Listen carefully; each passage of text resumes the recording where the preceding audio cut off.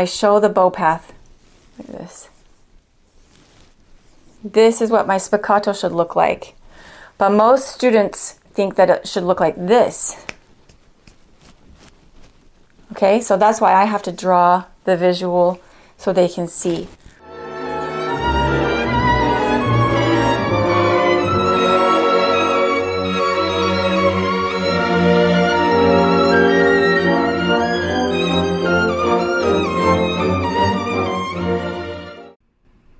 Now let's take a look at the travel path that my bow is going to take when I am trying to create a beautiful spiccato.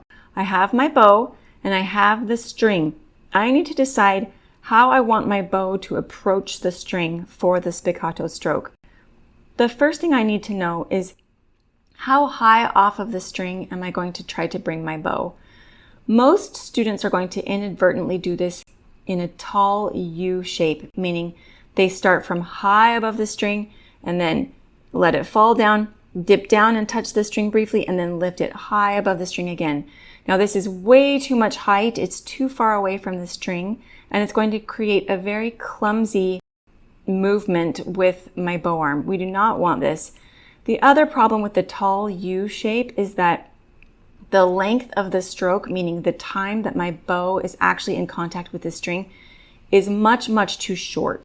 So if I don't have the opportunity for my bow to brush the string sort of in a delicate movement, it's going to be very pecky and percussive. It's not a beautiful tone. So we're going to get rid of that tall U shape altogether and replace it with something that is a much more delicate and elegant arch shape that is going to spend most of the time with the bow in contact with the string. You can see how that's lengthened the time that the bow is spending on the string to create that beautiful brush stroke. The other thing is it has resolved my issue of coming too high off the string.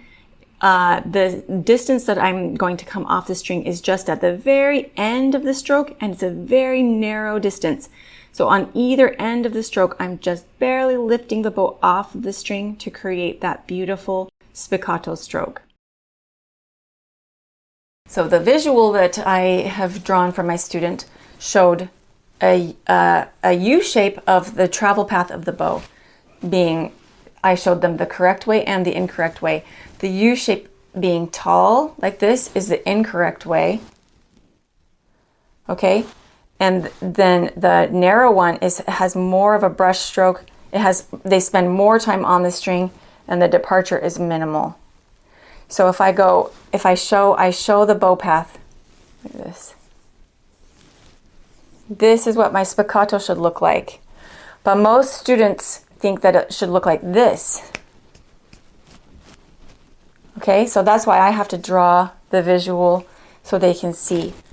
Now, in order for them to really understand and to feel it in the bow arm, I'm going to give them an exercise where they spend half of the time actually on the string, and the departure from the string is the other half. So I'm going to ask them to do 4 strokes on, 4 strokes of regular détaché, alternating with 4 strokes of off the string.